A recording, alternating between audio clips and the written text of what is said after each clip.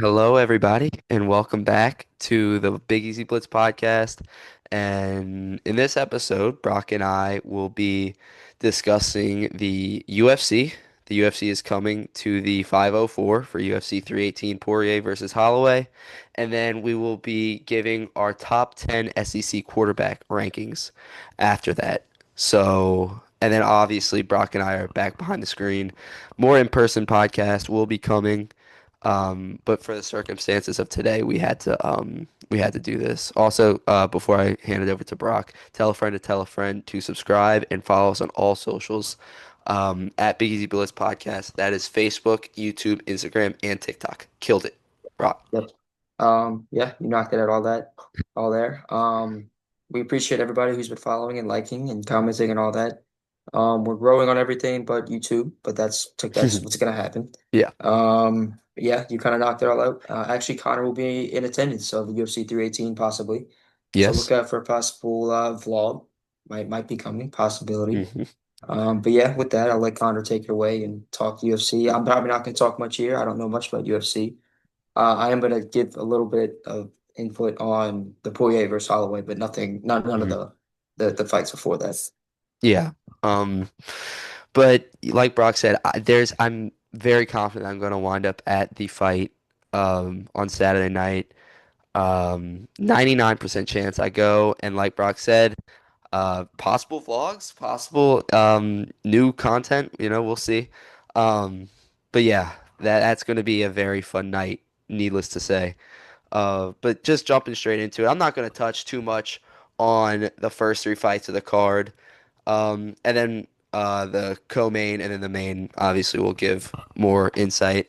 But starting off, we have a lightweight bout between Daniel Zellhuber and Michael Johnson. Daniel Zellhuber um, is coming off, I think he's 1-1 in his last two fights. He lost to he lost to Ribovics. Sorry, that was an absolute war. Um, and Michael Johnson, like, uh, this is actually take two. Brock fact checked me. Michael Johnson's 39. I thought he was either 38 or 39. Michael Johnson's 39, and he's fighting on a main card in 2025. So with that being said, I'm going to take Daniel Zellhuber. Honestly, probably with a finish within the first two rounds. Moving on, we have a featherweight bout between Dan Ige and Patricio Pitbull. You like that little Spanish pronunciation right there, Brock. Um, but yeah, I think Dan Ige's pressure is going to be too much for Pitbull, and kind of similar to Michael Johnson. Um, Pitbull is very old. I think Brock, you can fact check me if you want, but I think he's 38, maybe. Yeah, I'll get to it. Hold on, give me a second. Give He's gonna me get one to it. second. What's that? He is 38. He's 38. Look at that. So he's coming off a tough loss to Yair Rodriguez, in which he pretty much just got dismantled. Um, And if y'all remember, Dan Ige came on a short notice fight against Diego Lopez, not in his last fight, but two fights ago. And although he lost, he impressed me. He looked really good. So with that being said, I think Ige's pressure is going to be too much for Pitbull, so I'm going to take Ige. Um, Next, we have a welterweight fight: Kevin Holland versus Daniel Rodriguez. Not too much to say on this one. I mean, Kevin Holland literally fights seems like every card. Um, and I don't know too much about Daniel Rodriguez. I think Kevin Holland's just going to be too much for him. So with that being said, I'm going with Kevin Holland. Also, Kevin Holland's one of my favorite fighters. He's very entertaining, and I mean, who doesn't like a guy that fights? I literally think this might be Kevin Holland's like third or fourth time fighting in 2025, which is absolutely absurd. Um, and kind of the opposite of Kevin Holland is in the co-main event. That is Paulo Costa. Paulo Costa is fighting against Roman Kopylov. Um, I'm gonna go with Roman Kopylov on this one. I just feel like Paulo Costa doesn't really take his career seriously. Um, I mean, he's having his fights canceled left and right. I mean, finally they're actually doing this one. Um, I actually really liked Paulo Costa because the very first UFC fight I actually watched was the UFC 302 co-main event, with Paulo Costa and Sean Strickland. That was a very good fight, but Sean Strickland beat Paulo Costa. So I do have kind of a soft spot for Paulo Costa, but it just seems over this past year or so, he just doesn't seem to really take his career seriously with all his social media antics. Now, granted, they're funny, but um, so yeah, I'm gonna That's take Roman Kopylov, and then that's actually interesting what you said. Your first UFC fight was 302, and you're like fully in it. The first one I remember watching was Adesanya versus Strickland. I forget exactly which one that really, was. okay, And I don't know why I can't get into it. I am slowly getting back into it because I after watching O'Malley versus who did he Marab. fight? Marab. That since then I've kind of gotten into it a little bit. Mhm. But it's kind of interesting that you started, I think, after me, and you're just like fully into it now. You know way more than I know. Right? It's honestly a testament to like Brad and like Gianni, That's fair. That's because fair. I like you was not a fan. I thought it was honestly like dumb to be honest, like 2 years ago. But I mean, I've really gotten into it. You're right. But now we are on to the main event. So Brock, I'll let you give your 2 cents on Yeah. this one. Yeah. I'll just make this short and sweet since I don't know much. I am pulling for Poirier.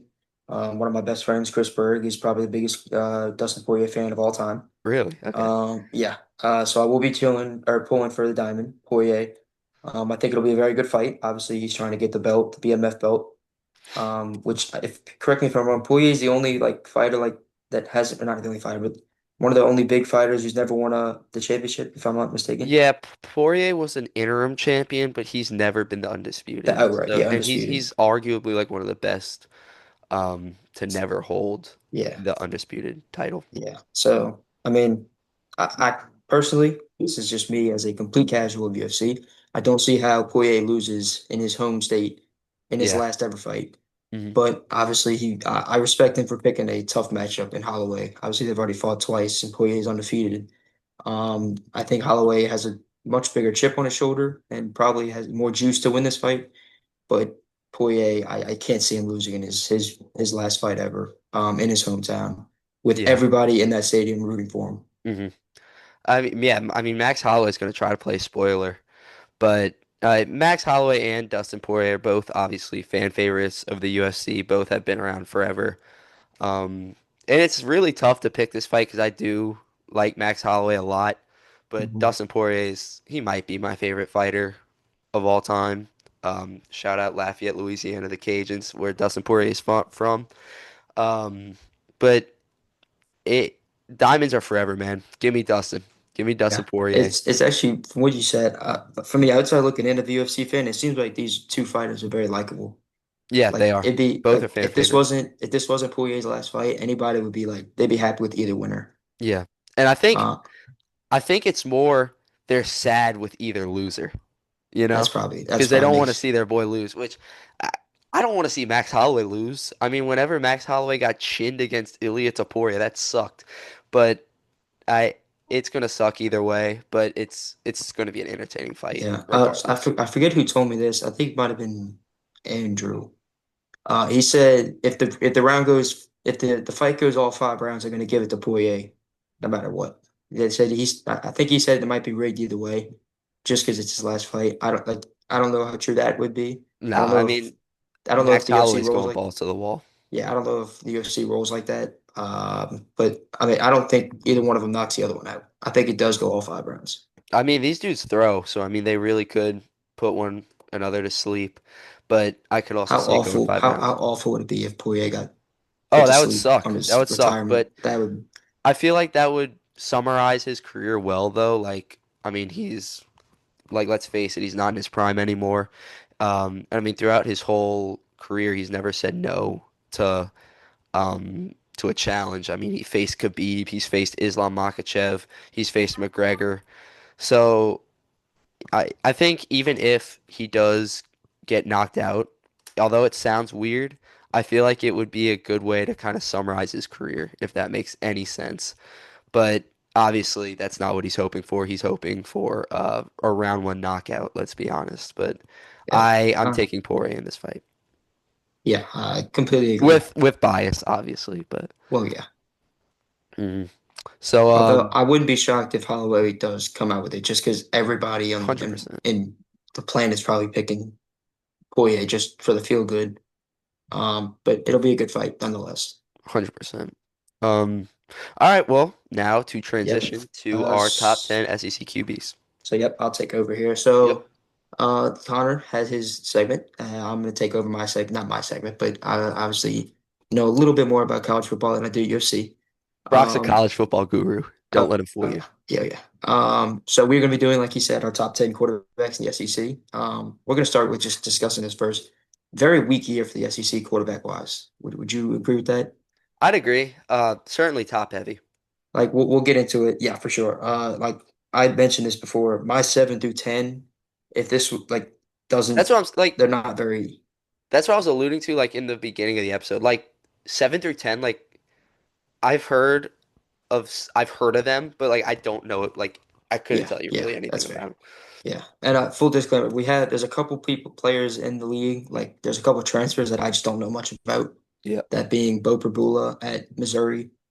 He was the backup at Penn State. He was kind of the running quarterback. I don't know much about him. I don't know how he's going to fit Drinkowitz's scheme. Zach Calzada, he's not very good. If you remember, he was the guy who led A&M to that win over Alabama when the Oh, kicker, like the ball was like spinning sideways, really weird.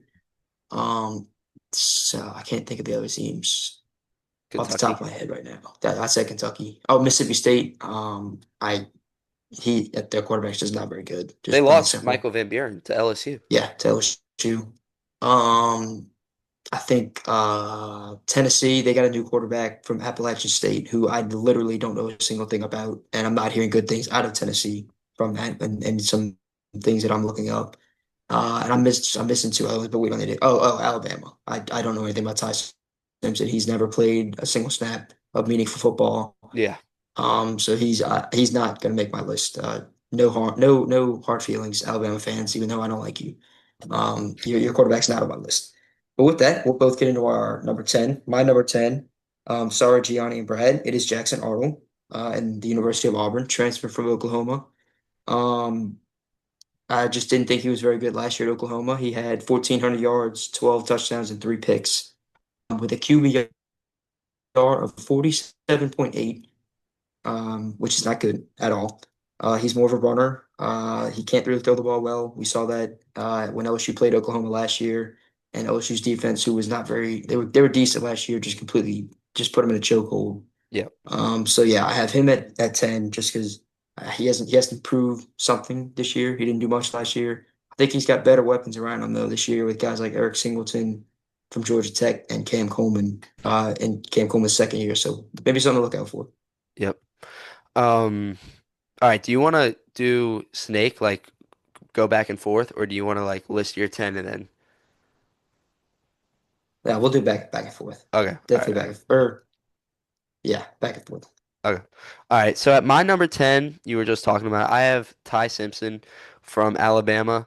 I'm really kind of just giving him the benefit of the doubt of being Alabama's quarterback. I mean, obviously, like you said, he's hasn't played at all at the college level, right? And I mean, just for Kalen DeBoer to trust him, like I just read an article, it said it quoted Kalen DeBoer saying, if we were to play today, Ty Simpson would be our starting quarterback. So for having your head coach, obviously Kalen DeBoer is well respected in the college football space, to say that about um, your quarterback, I mean, it means a lot. So I'm just gonna have him at, um, but yeah. So I have Ty Simpson at 10. Okay. Um, so we'll move on to number 9. I have Georgia quarterback Gunnar Stockton at 9. Similarly to Jackson Arnold, he's more of a runner. Not a lot of stats last year. He didn't play much at all. I think the only game he played in was the SEC championship, if I'm not mistaken, and obviously the Notre Dame game. His stats last year, he had 440 passing yards with one touchdown and one interception. Yeah. So just, I mean, just not enough to have him any higher, really. Do I think he could be better than some of the guys that I have above him? Yes, absolutely. There's just not enough out there for him. So we'll see. Georgia, they're going to be really good this year, just like they are every year. He's gonna have the guys around him to compete. It's just a matter of if he puts it all together. Yeah. hmm I also have Gunnar Stockton on my list, but not at number nine. At number nine, I am going to take uh, Jackson Arnold from Auburn. I mean, you pretty much touched on it. I mean, at Oklahoma, he was kind of shaky. You mentioned that QBR. That's not good. That's very bad, actually. Um, but I don't know. We'll see. I don't know how high Auburn's expectations are this year. But I'm sure a lot of that is going to rely on Jackson Arnold. Yeah, and for comparison, Jackson Arnold, I think I said his QBR was in the 40s. Gunnar Stockton's at 54.9. Now, granted, he played a lot less games, but that's He just also played Notre Dame and yeah, and Texas. So exactly. we'll see. So yeah, with that, we'll move on to number 8, where I have Marcel Reed, as LSU fans are unfortunately very familiar with. If you remember the Texas A&M game, where it seemed like they were cruising and then completely imploded in the second half when this guy came in. He's one of the best runners in the country when it comes to running quarterbacks. He just cannot throw the ball. Just plain and simple, he's not a good passer. Last year he went 147 for 240 with 1,800 yards, 15 touchdowns, and 6 picks. That is very skewed because some teams he played were New Mexico State, a bad Auburn defense last year, which they actually lost in 4 overtimes, and USC, whose defense was not good either. It doesn't even have his stats against LSU for passing, which doesn't. I don't even think they did throw a pass. Actually, I'm pretty sure there was something like that against LSU. He didn't even throw a pass. Um, but yeah, he's one of the best runners I've ever seen at quarterback. It's just he cannot throw the ball at all. But the reason he's ahead of Gunnar Stockton is just because he's done more than Gunnar Stockton has, and there's more film out there on him. Mm. Um, Maybe if he does improve his passing game, A&M might be a team to look out for this year. As much as don't want to say that because I don't like A&M. Um, he could be very good if he figures out how to throw the ball, but if not, I think Texas 8-4 is going to be right back where they're supposed to be.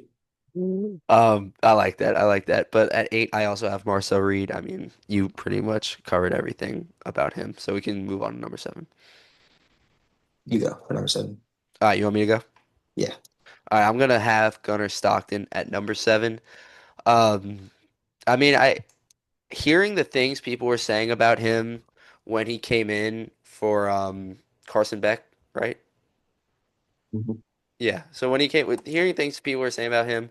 When he came in for Carson Beck, they were really talking about how highly touted this guy is.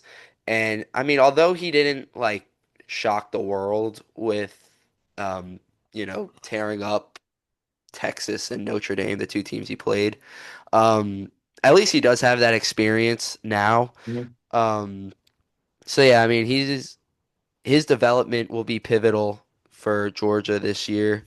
I mean, he's still like a big question mark because I mean, obviously the sample size is not Yeah, great. absolutely. He is very fearless runner. If you remember last year, I'm pretty sure he got his helmet knocked off. Yeah. Oh yeah. Yeah. I Uh, remember that. so he's not afraid to put his nose down and get the first down. I'll tell you that much. It's just he's not a very good passer yet. So yeah, that's all you got for that? Yeah. That's all I got for him. Okay, so my number 7, which is interesting, I don't even think he's on your list now Okay. that I'm hearing that, is Taylon Green from Arkansas. Yeah. I don't know anything about him. So Yeah, I would say he's a better passer. Like he's Marcel Reed, but he can throw the ball. Is the best way I could put that. He's a pretty good runner. His rushing stats last year. isn't he six Um, six? Is that the guy yeah, that's he's six? yeah yeah he's enormous. He's 6'6", 225. Mm-hmm. Uh, Jeez. yeah. Last year he had 3,100 passing yards for 15 touchdowns and 9 interceptions. So he's not going to blow the doors off when it comes to that. He started his career at Boise State his first 3 years and then transferred to RQ last year. Um, It will never he end. no, absolutely not. Although the reason think you had to use his legs so much last year is because Arkansas's O-line was atrocious. He got sacked 32 times last year. In fact, in one of the games, he had like I think negative something rushing yards just because of how bad it was. But he had 602 rushing yards last year as a quarterback, so he's very good with his legs, Mhm. kind of because he had to be, like I said. But he has the ability to throw the ball. Arkansas did lose their best receiver though, so that's gonna be a big question mark. Does he have the weapons around him? Probably not. I don't think Arkansas is gonna be very good. I think Sam Pittman is in his last season as Arkansas head coach. But hopefully Taylor Green can fix that. Yeah.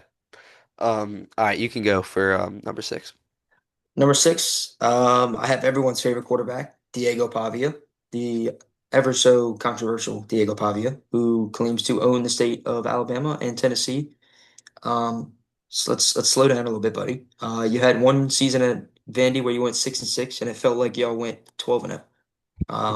Let's Hey, tone it 6 and down. 6 is Vandy's 12-0. Yeah, yeah, but I don't think many people don't realize that they ended the season on a three-game losing streak. Yeah, They I were think they they were lost six their and bowl three. too. No, they won their bowl. They won their bowl. They beat Georgia Tech. Oh, Georgia Um, Tech. yeah, yeah. Yeah, I mean, Pavia is very good. I would say he's above average thrower. I'd say he's a really good runner. He had 2,300 yards for 20 touchdowns and four interceptions. That's passing. Uh, for running, he had, sorry, this is live. 193 carries for 800 rushing yards as a Okay, quarterback. Diego. He's not afraid to use it, and he had 8 touchdowns as a runner. So he had 28 total touchdowns last year. That's very good for Vandy. If you remember, he started his career at New Mexico State, where they famously upset Auburn in Jordan Hare. Okay. I don't know if you remember that. Yeah, so he's known for the big game. He's had no fear his whole career. Obviously, he got the Everybody's favorite quarterback. yeah, everyone's favorite. I mean, not much to say. Vandy's not going anywhere this year. They might get 7 wins, if that. We'll do another whole episode on. We're going to go through each team and kind of do their records, Yeah. because we are getting more advanced on this podcast. We're going to dive deeper. But yeah, I don't think they're going to go anywhere. But I think Diego Pavia is going to play really well. He's going to have to because he's not going to play at all in the NFL. He's just not an NFL type quarterback. That's not a shot at Diego Pavia. He's a 6 foot quarterback, 200 pounds, who's a runner. You're not going to see that much in the NFL. So yeah, that's my number six. Did you say your number six yet? No, no, no. My number That six. that's insane that you have him at six, but I'll get into that. Well, yeah. I mean, he put up great stats at Washington State last year. Um, I mean, look, Washington State's competition is not too fierce. Uh, Well, okay, that's not to their that's not nothing they can do. They got pushed out of the Pac-12. well, Let's yeah, not be no, that's what I'm alluding to. yeah. But look, the guys ahead that I have ahead of him are all pretty much qualified, I'd say. Um, in the SEC, that is. Um, except for one, and we're gonna get into that later. It might piss a few people Yeah, off. it's going to shock a bunch of people. Um, but yeah, he's going to play with a chip on his shoulder for sure. You would think SEC schools would be recruiting him. Uh, Yeah, but no, he wound up at Washington State. So who knows? He might play with a chip on his shoulder and light the SEC on fire. We'll see. yeah. Speaking of lighting some stuff on fire, my number five is going to shock a lot of people, and it is the ever so hyped up Arch Manning. Now, before I get a couple comments saying, "What are you talking about? You have no idea what you're talking about." Tell me where Arch Manning did last year against any competition, please. I'll wait. He hasn't played anybody. I mean, that's just plain and simple. He's never played a meaningful game. I'm looking at his stats right here.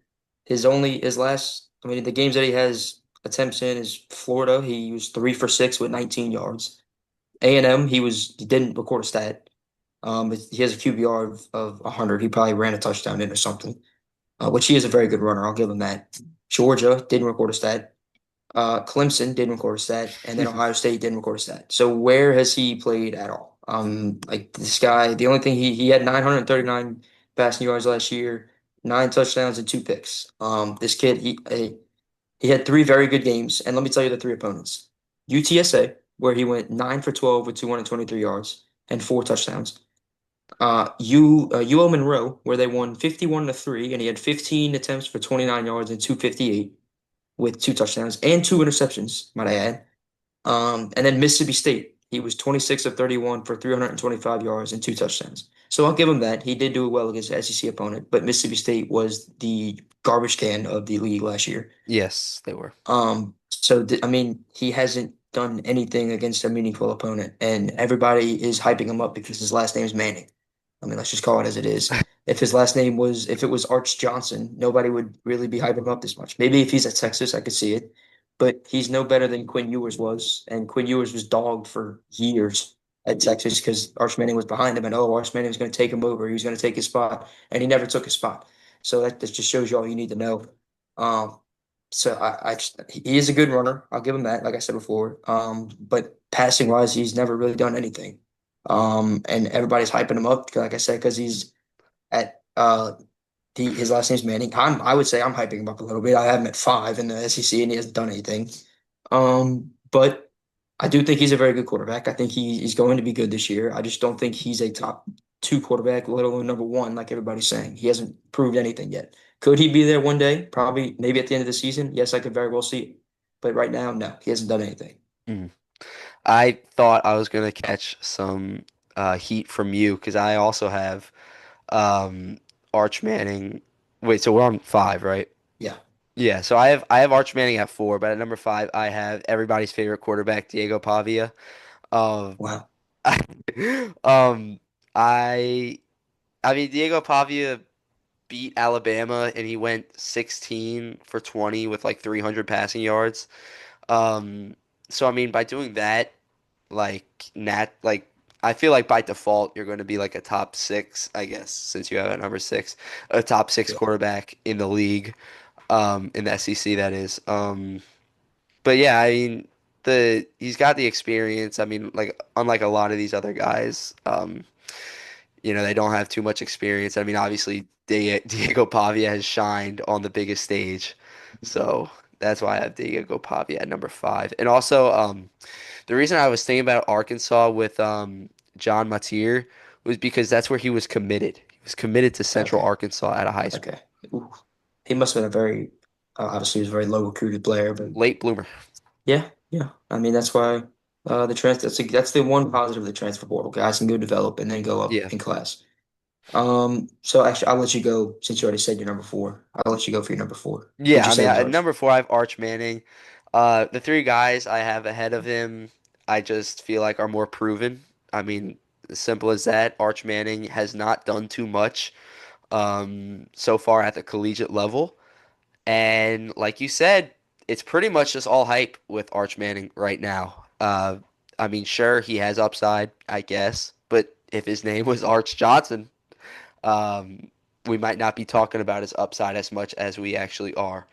Exactly. So that's why I have Arch Manning at number 4. So hmm I mean, yeah. I mean, we kind of touched on it already. We'll probably turn the entire Arch segment, into a TikTok because that'll really ruffle some feathers with those yikes. Texas fans. And we're from Um, New Orleans too. Go Yeah, Arch Manning. yeah. That I actually personally saw Arch Manning play at Newman when I played at Christian Brothers. He's really good at football.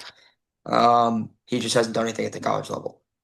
So next, number four, I have John Mateer. Um, Similar, you kind of touched on him. He's a very good player. But the reason I have him this high is because not only did he go to Oklahoma, but his offensive coordinator from Washington State went with him. So Okay. he's already familiar with the system and he knows everything. And he obviously succeeded in last year in the system. Towards the end of the last game of the year was not very good. It was against Wyoming, and he was 16 for 22 with 182 yards and a pick and a touchdown. But if I'm not mistaken, I think he was slightly injured. I could be making that up, but just bear with me there. But other than that, he was very good. Like I said, he had 3,100 yards for 30 touchdowns and 7 picks. So extremely efficient. He can run too. He's a pretty decent runner.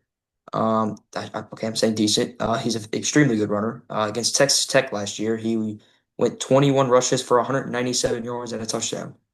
Big 12 Um, defenses for you, man. yeah, in an absolute rout of Texas Tech, they won 37-16. So this guy, he's really good. I would say he's a better version of Jackson Arnold, which Oklahoma had last year. Mm. He's a much better version of Jackson Arnold. Obviously, like you said, Connor, he hasn't played that tough of a schedule, but he can't really control that Mm. because Wazoo was pushed out of the Pac-12. But in the games Or that, I Wazoo. mean, No, in the actually, cou- Wazoo is still in the Pac-12. well, yeah, well, the new Pac-12. Yeah, But you get what I mean. They yeah. were left out to dry. In the games against Power Five opponents, he like I said, obviously the Texas Tech game, not a very big passing day, but he made up for it with his legs. Against Washington, he was 17 of 34 for 250 yards and a touchdown, while adding 62 rushing yards and two touchdowns. Um, they got skull dragged by Boise State, but that's understandable with Ashton Jeanty back there. And then Oregon State, they lost a shootout where he had four total touchdowns and 300 plus all-purpose yards. So he's very good. I think he could be a dark horse for the Heisman. I'm saying that right now. He could be Well, a very, very dark, depending on how Oklahoma does. I don't think Oklahoma's gonna be good enough to have him there. I think they'll hover around 6-6, 7-5, maybe get to 8-4. I'll have to look at their schedule. Like I said, we'll go through that in a future episode once we get closer to the season. I think we're actually like 40 days away from the first game of the season. So we're going to really ramp up the college football talk. But yeah, that's all I got for number four. And now we're both going to move into our top three, which I can already tell we had the same three players. It's just I'm very curious to see where you had these players. yeah. I have DJ Lagway at number three. Yeah. Um, just I mean, who do you have at three? I have Lenore Sellers. Okay, all right. So I mean, Lagway, he I mean, he's shown obviously that he could be a star. Like Brock and I were talking about off camera. He had some injuries, had some significant injuries, sorry, last year. And when he came back, I mean, he was elite. And hopefully he can carry that momentum. I'm saying hopefully as an LSU fan about a Yeah. Florida quarterback, but for the sake of Florida fans, As a college football fan, you hope yeah, he comes hopefully. back. I'm honestly rooting for DJ Lagway as long as it's not against LSU. Yeah. But yeah, I mean he has I maybe see some Cam Newton and DJ Lagway. I don't Oh, know. I don't know. okay. Well, I would argue that that's a perfect segue. I would argue this guy, Lenore Sellers, is more of a Cam Newton than Both of them, than yeah. DJ Lagway. Hmm. So I have Lenore Sellers at three. He is I would say, average at best passer, but he is an elite runner. Yeah. And I think he could be a very good passer this year. He started to get better last year. Towards the end of the season, he was averaging 250 plus, closer to 300 yards per game, other than the Clemson game, but he added 170 yards rushing. So, I mean, obviously he makes up for that. LSU fans all remember the game that we played against him, Yeah. where he actually got injured. A lot of people forget that. He did not play the second half. And I'm going to read you his first half stats in case you forgot, LSU fans, LSU's unfortunately. defense was god awful last year too. You have to remember that. Okay, I'd hesitate.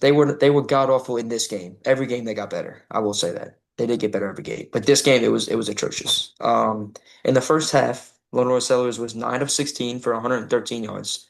So he was okay. He did have an interception. However, if we all remember, he was had 10 carries for 88 yards and two touchdowns with the infamous 75-yard touchdown that felt like the nail in the coffin that LSU was going to be put away after that in the first half. Can he But be on my luckily, fantasy team? oh my God, that would be if college football fantasy was a thing, I would draft him 1-1. Yeah. But yeah, he is in about like an elite runner. I think the passing is, I think like they will get better this year. As I said, towards the end of the year, he got better every game. In the bowl game, he went 24-34 with 260 yards and a touchdown, very efficient. Um, so yeah, not much to say on that. The interviews I'm saying, he is an absolute unit. Let me add, by the way, he Oh is yeah. 6'3", 240 pounds. Yeah. Not a guy you'd want to meet in the hole.